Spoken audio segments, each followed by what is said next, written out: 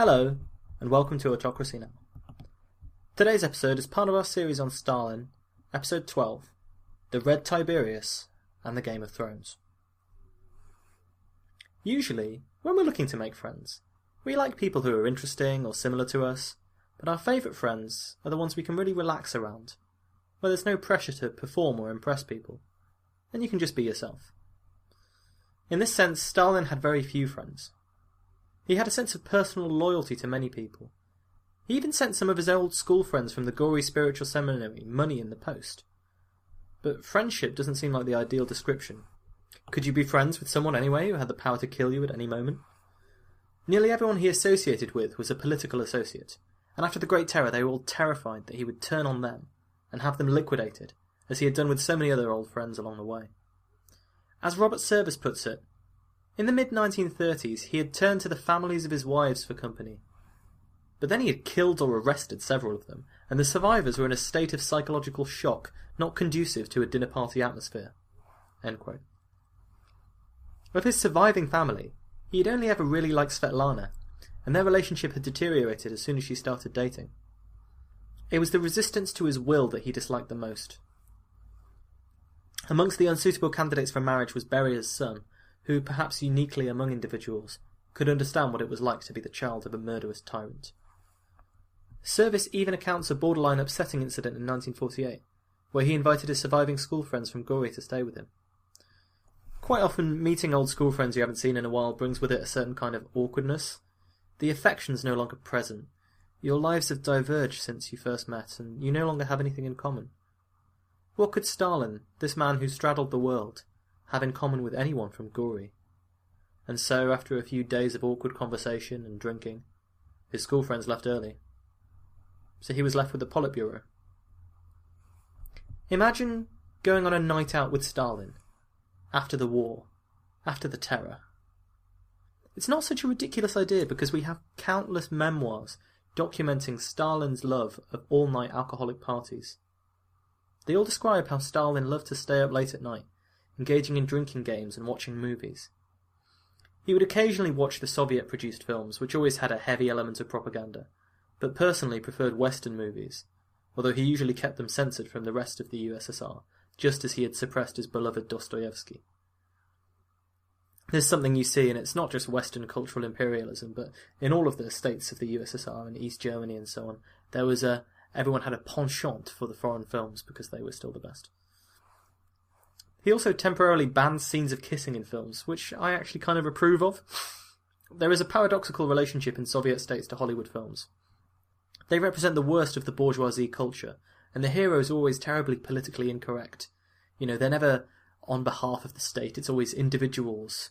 But they were a guilty political pleasure, and the few that made it through the censors always performed incredibly well at the box office.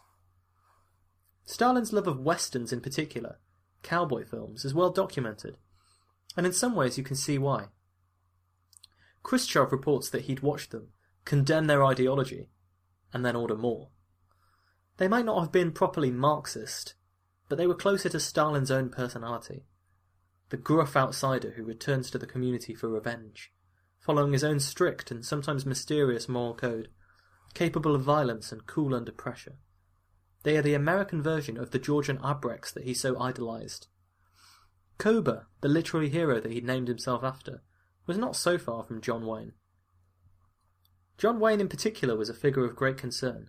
Stalin wanted him assassinated for his anti-communist views.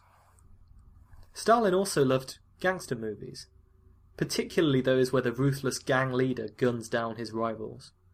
There's no doubt in my mind that he would have been a big Tarantino fan, and he probably would have loved The Godfather too. His sardonic, mocking side would come out during the scenes where a gang leader disposed of an underling who'd got too big for his boots, and the message was lost on no one.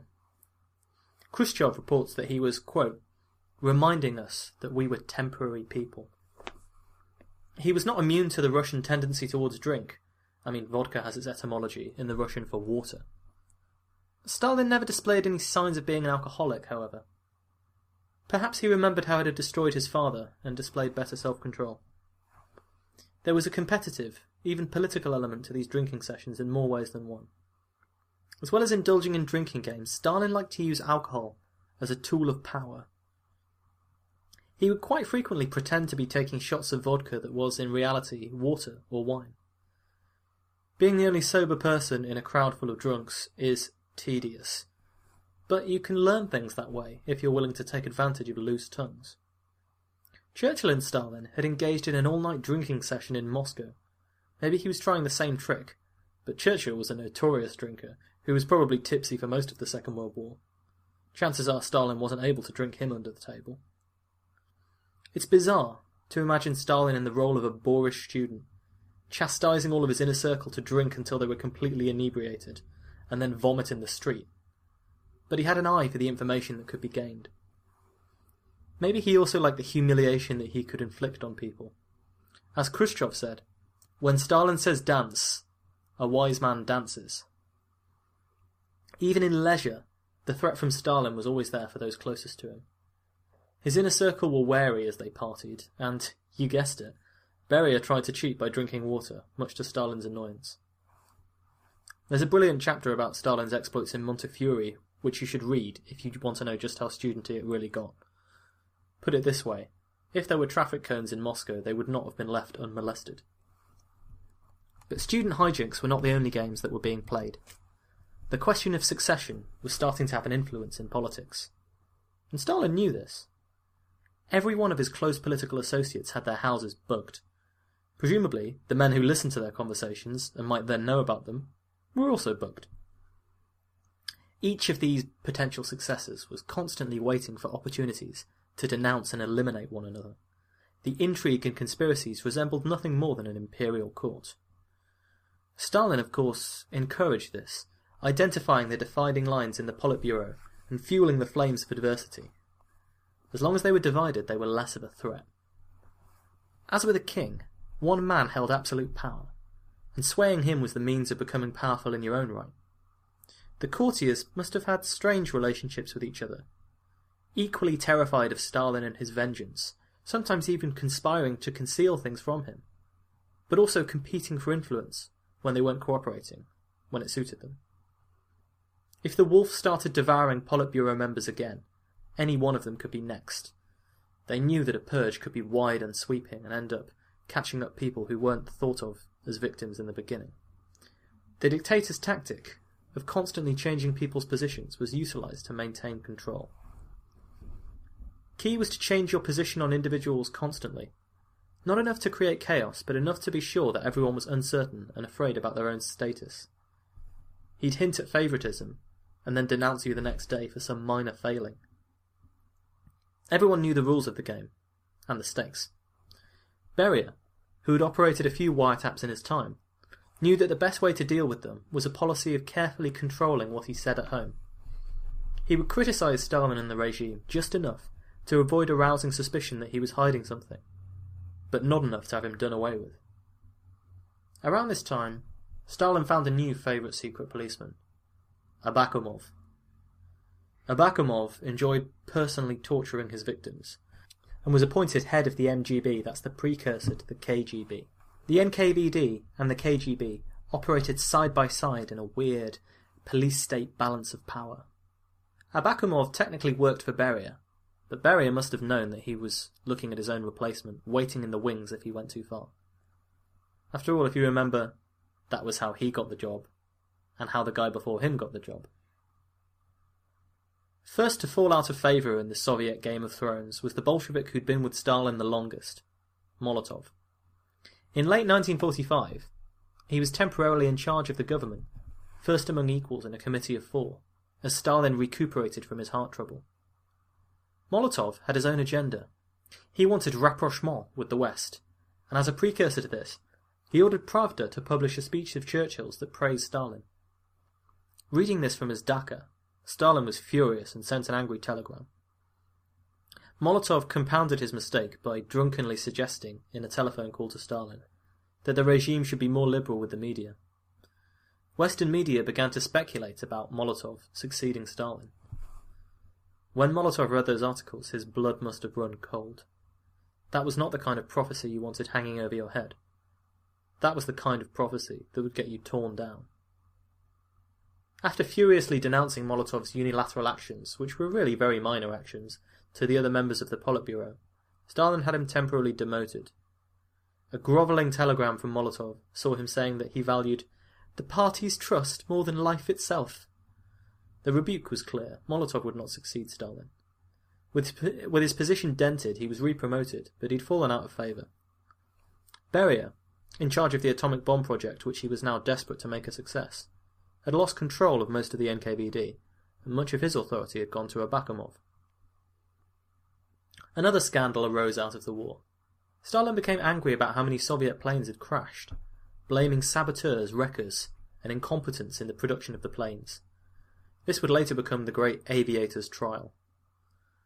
Stalin had Abakumov arrest and torture the Air Force commander, and he in turn implicated Malenkov, an ally of Beria's, on the Politburo. He was demoted and exiled.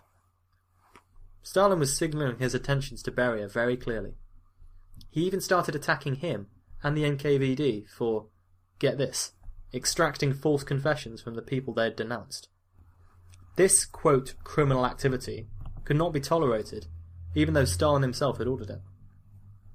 The irony was doubled when you consider that he had another branch of secret police under Abakumov torturing people to extract confessions to use against Beria. Not that any of Stalin's pretext had ever really mattered to him. This was about power, pure and simple. Still, the political pressure might help explain why he was so mean to the physicists. As I mentioned last episode, Marshal Zhukov's prestige was of concern to Stalin. Zhukov, who had no real desire to play politics, was also easily outmanoeuvred. Mentioned increasingly less frequently by Stalin, Abakumov searched his home and discovered a rather large number of war trophies: paintings, gold, shotguns, silk. And at the same time, the Air Force commander who was being arrested and tortured by Abakumov and now served as a sort of squeeze box for confessions, testified that Zhukov was taking credit for the Soviet victory and had openly criticised Stalin. Beria probably realised that he could please Stalin by wielding his little axe again, and he was key in instigating the investigations against Zhukov. He was apparently trying to remove him from power. The two definitely disliked each other. And it worked. The Politburo ranted on Zhukov, accusing him of Bonapartism, trying to organise a military coup. Stalin didn't go this far. Zhukov was too popular and too well known to be disappeared in the same way as his enemies during the Great Terror. But Zhukov was demoted to a minor position in the Ural Mountains, and publicly disgraced. Marshal Kulik, the incompetent lover of cavalry, made some remarks on a bugged telephone line complaining about politicians stealing the credit from the generals, which is of course what Stalin had done. He was executed in 1950. And, it's something of a miracle that Marshal Kulik, the bumbling fool, made it all the way to 1950, to be honest. But there were no show trials against the former military heroes.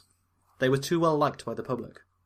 And Zhukov would return to politics after Stalin's death, to exact his revenge on Beria.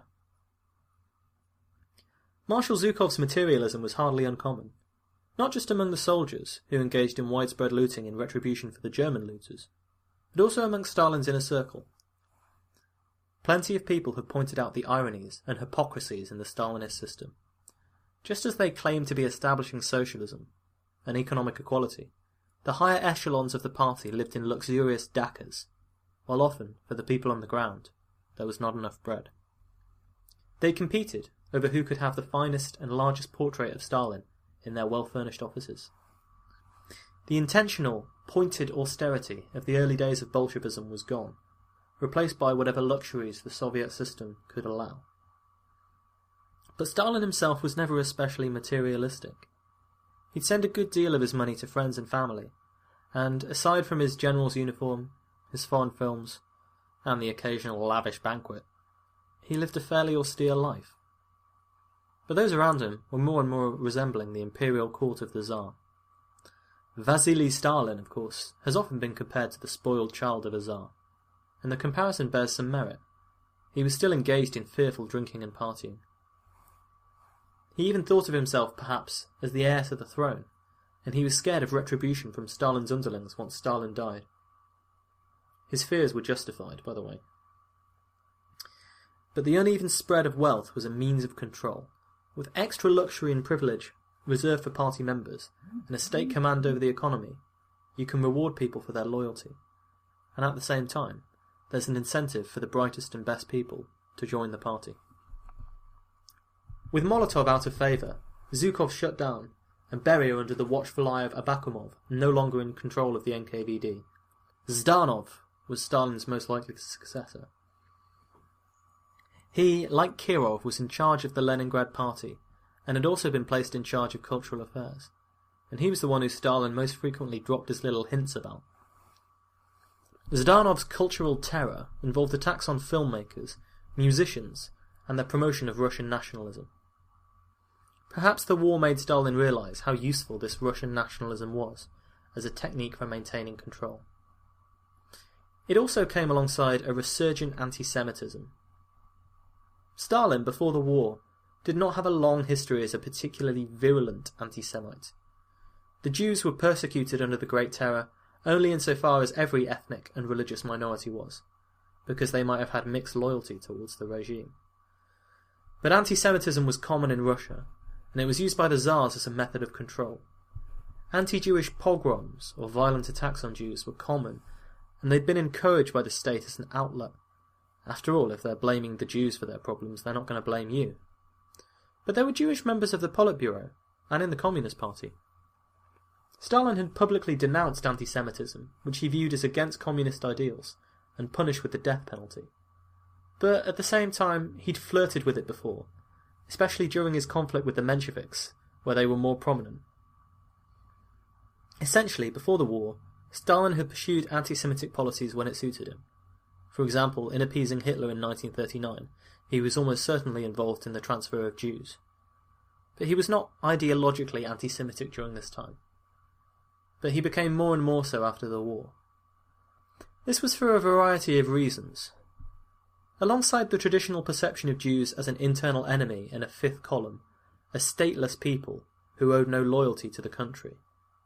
This portrayal naturally appealed to Stalin's paranoia, and after the creation of the State of Israel in 1948, his anti-Semitism hardened. Stalin had supported the creation of a Jewish state in Palestine, but only because he hoped that, due to the high number of Russian Jews, it would become a Soviet satellite state that would provide a base for communist power in the Middle East. It didn't work out this way, and the Israeli government came down firmly on the side of the USA in the Cold War.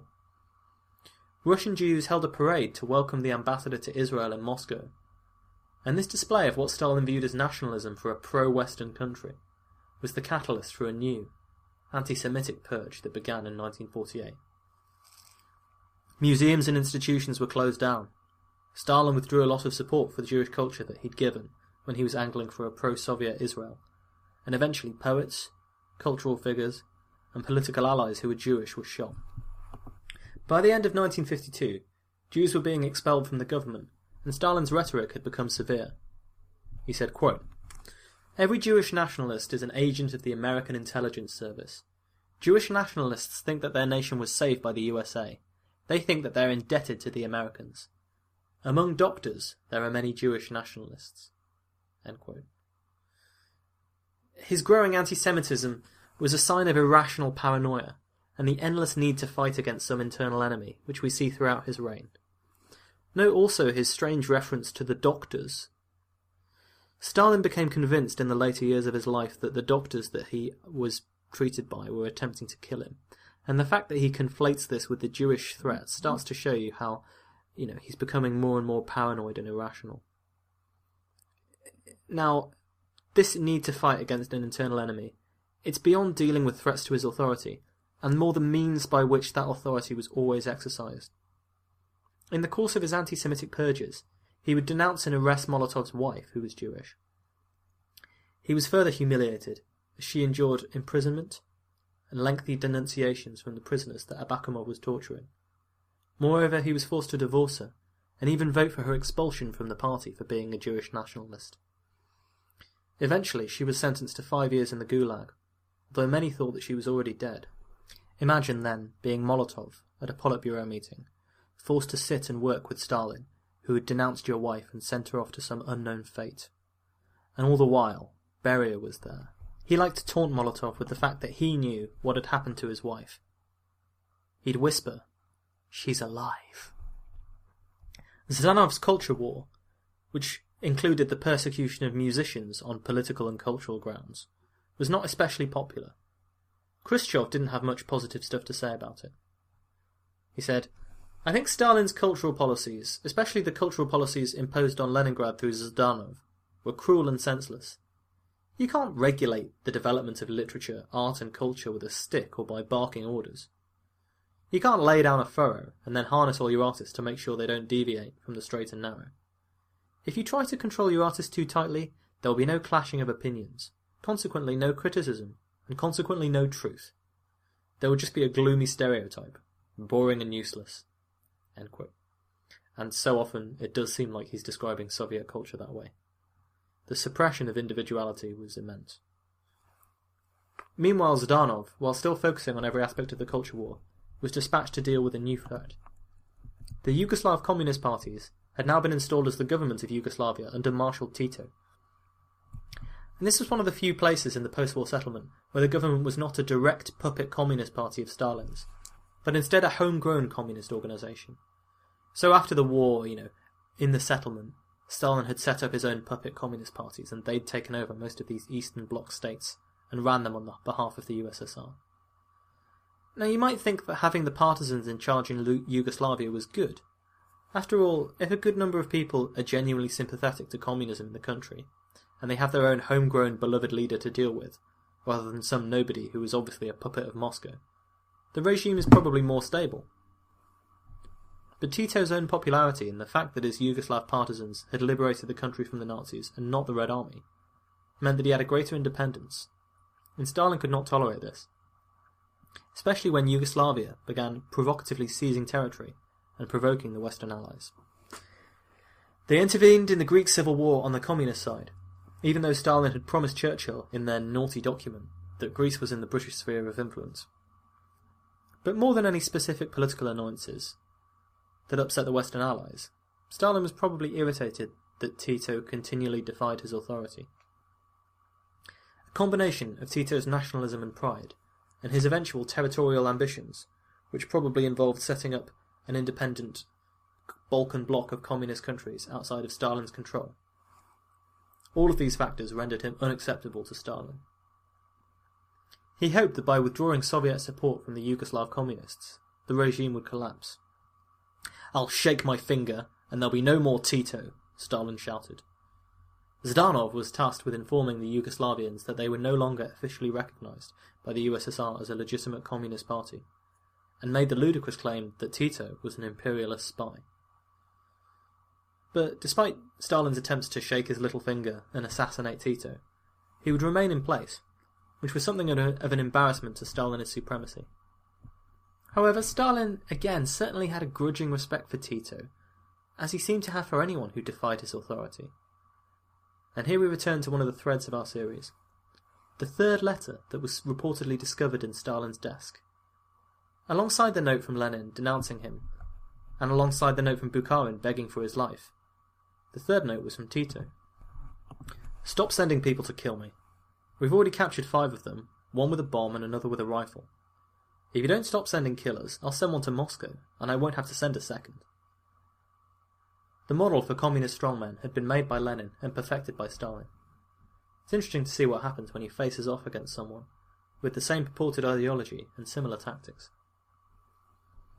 The diplomatic efforts and probably the sheer stress of being one of Stalin's Politburo underlings took its toll on Zhdanov, who was severely alcoholic. After a medical misdiagnosis, he suffered a series of heart attacks and died in 1948. Rumours that he was murdered by his doctors seem unrealistic. If Stalin wanted him murdered, he would have had him died in his sleep via poison, or else he would have just denounced and executed him as an example. Stalin always had an excuse prepared to denounce and destroy his underlings. He kept files on all of them, not that he really needed to.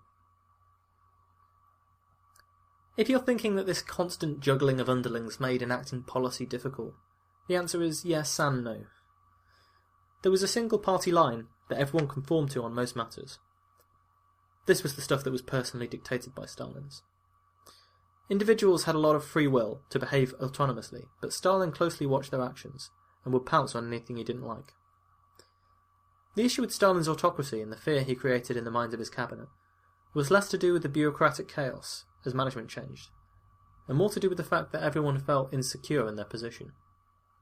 That's ideal if you're a dictator who wants to maintain power over these people, but terrible if you want to change the system or reform it, because any faults or concerns that Stalin was not aware of, or didn't want to deal with, were very difficult to communicate to him.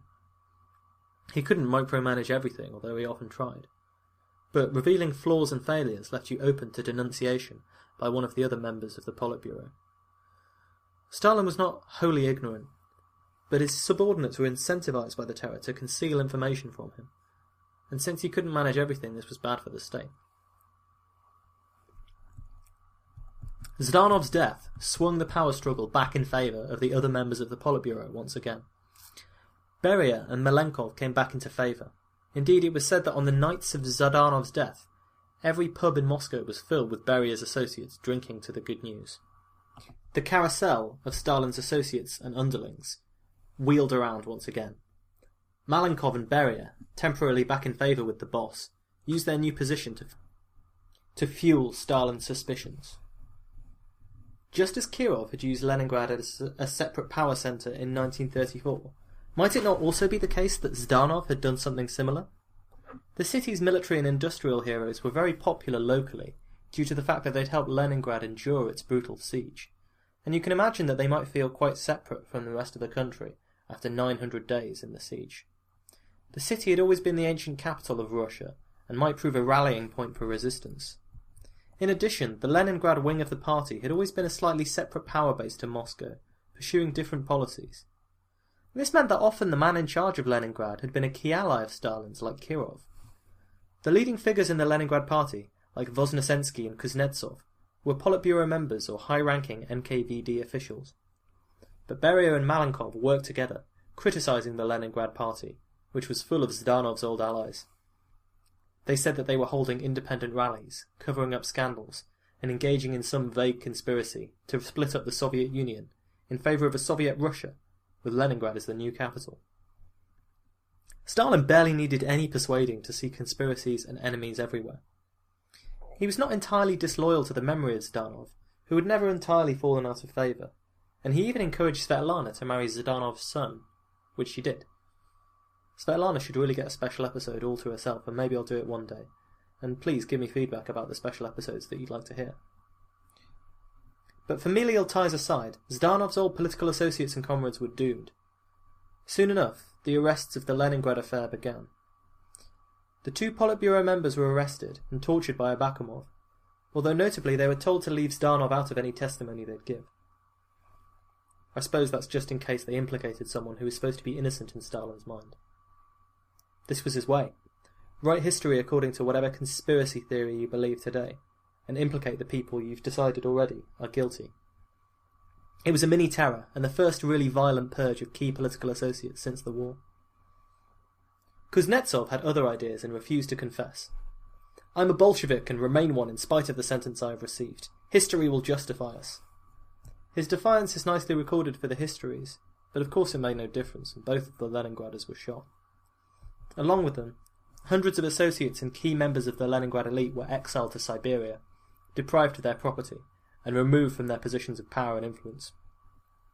Intellectuals and scientists were especially badly hit by the Leningrad purge, since the aim here was really to destroy the claim of the city to be a rival to Moscow on any level. The museum dedicated to the siege was closed. Having endured 900 days of torment, bombardment, starvation, and unimaginable suffering, the city was further damaged and repressed by its own leader, just 4 years after the war ended. This nasty little political bloodbath had consolidated the power of Beria, Malenkov, and Khrushchev, all of whom had signed the death warrants, and were the last few in the clique who hadn't fallen from grace. There's some evidence that, when Stalin recalled Khrushchev from the Ukraine where he'd been ruling before the war, he did so in order for him to act as a counterbalance to the new bloc of Beria and Malenkov, who were rising again, but instead they formed a loose but noticeable clique. But none of them could feel themselves safe. Stalin was aging, ailing, in ill health, and directing more and more of the business of state via telegram from his dacha during lengthy holidays to recuperate. But he was as vicious as ever in persecuting anyone who seemed like they might be a threat. After the Leningrad affair, Abakumov fell from favour and was quickly liquidated himself, the latest in a long Stalinist tradition of secret policemen who end up being shot by their own forces. If Stalin asks you to be the head of the NKVD, you should probably write your own will alongside the death lists. Given the rate at which he killed them, it's a miracle that none of them ever attempted a serious coup. These holidays are yet another strange scenario to imagine Stalin in. From the upstart revolutionary to the scheming party member, through the first among equals de facto ruler, via the awfulness of the Great Terror to dictatorial control. Then we have the warlord bristling about Moscow, sleeping on a divan in the metro, or in his office and issuing volleys of orders, receiving constant reports. We have the triumphant hero, the global statesman, the master of Yalta, the saviour of the USSR. And now, we have the puttering old tyrant, alone in his dakas with his bodyguard. He'd entertain guests. In one instance, Svetlana came to stay. They had a fight when she wanted to return to Moscow, and eventually Stalin relented. "Go if you want. I can't make you stay. But you aren't in a stranger's house." Later, in a letter to her, he'd claimed that he wasn't lonely without her. Svetlana eventually defected to the USA and described her father as a moral monster. But she never lost sight of the fact that her father showed more love to her than anyone else after Nadja died. Maybe anyone else in his life. For whatever reasons, she preferred to go along with the line that Stalin should not be held solely responsible, and her memoirs did shift a lot of the blame of the terror onto Beria and Yezhov. But this was not an uncommon view in Russia at the time. Navigating your relationship with your parents can be difficult at the best of times. Svetlana would always be overshadowed by her father, a political prisoner of her name, as she said to herself. It is fair to say that they did not and could not have had a normal relationship. Stalin was just incapable of that. This is not a trait unique to tyrants, and nor is it a trait of all tyrants, but it was true of him. There was no way to break the cycle of mistrust and isolation. As he displayed signs of senility, as many old men do, he displayed signs of nostalgia, reminiscing to his bodyguards about Nadja, and even his first wife, Kato. But the man who had spent so much time rewriting history and forcibly destroying the bonds of human affection found that he had no history and could find little affection in his old age. This was reflected by the memoirs of those around him, who generally described his physical and mental decline, saying that he was jittery in his old age and that he swung to extremes. Stalin was even more damned by Khrushchev after Stalin's death. He essentially dismissed him as senile and paranoid towards the end of his life. Stalin would get no comfort from those he terrified. Instead, as ever, he focused on politics and the international situation. The post-war settlement in Europe had left Germany occupied by the British, Americans and Russians, divided up into 4 sectors, and they each had half of the capital, Berlin. When the US voted for the Marshall Plan, providing financial aid to countries that had been damaged by the war, and they started to introduce a new currency to their half of Germany and Berlin, Stalin felt that he was being economically undermined. Indeed, the citizens of Berlin began changing their currency into the Western Deutschmark. Stalin imposed the Berlin blockade in 1948, hoping to force the Western Allies to abandon their half of Berlin. The whole city was deep in Soviet territory. The Allies got around it via a massive airlift of supplies to the encircled city. It was one of the first bluffs and counter-bluffs of the Cold War.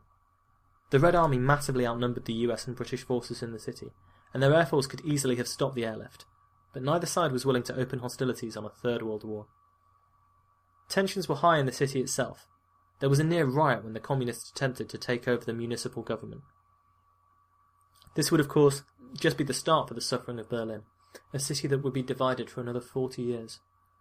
After months of blockade and resupply, the Soviets backed down in May 1949 and lifted the blockade. Stalin had been tested and beaten, but the standoff continued.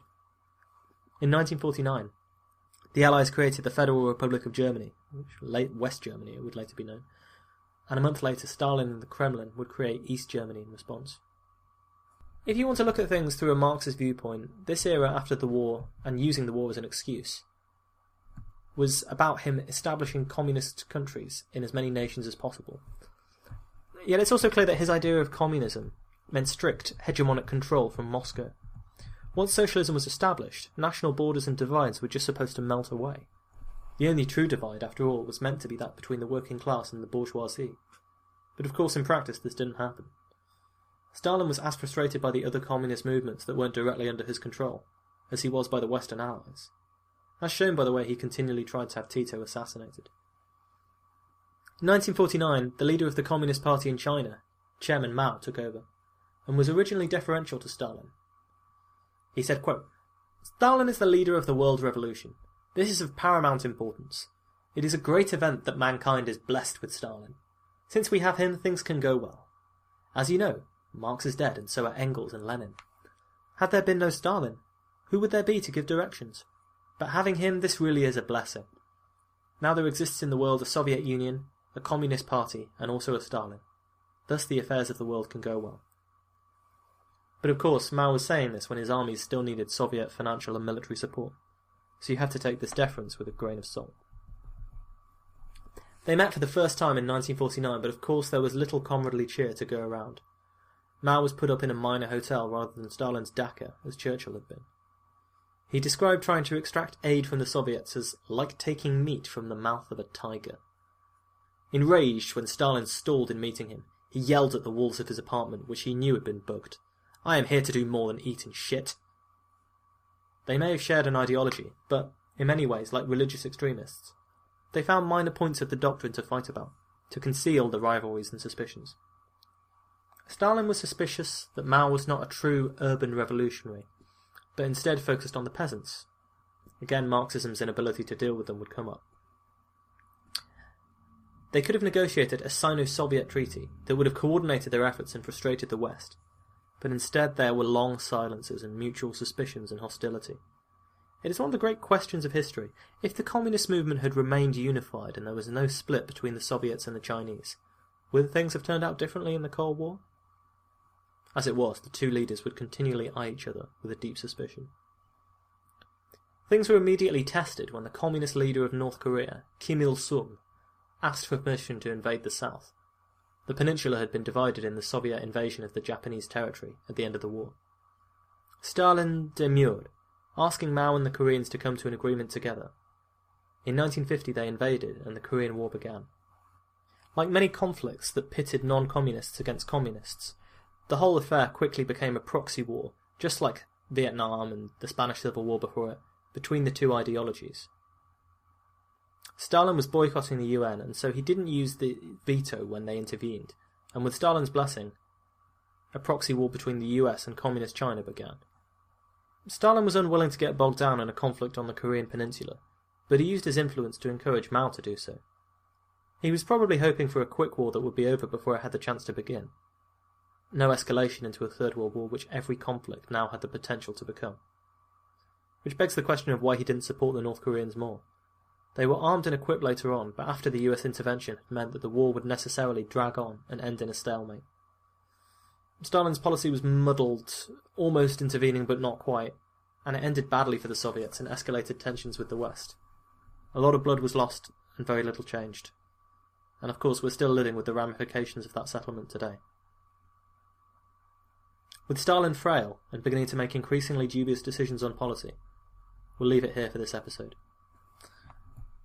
Thank you for listening to Autocracy Now.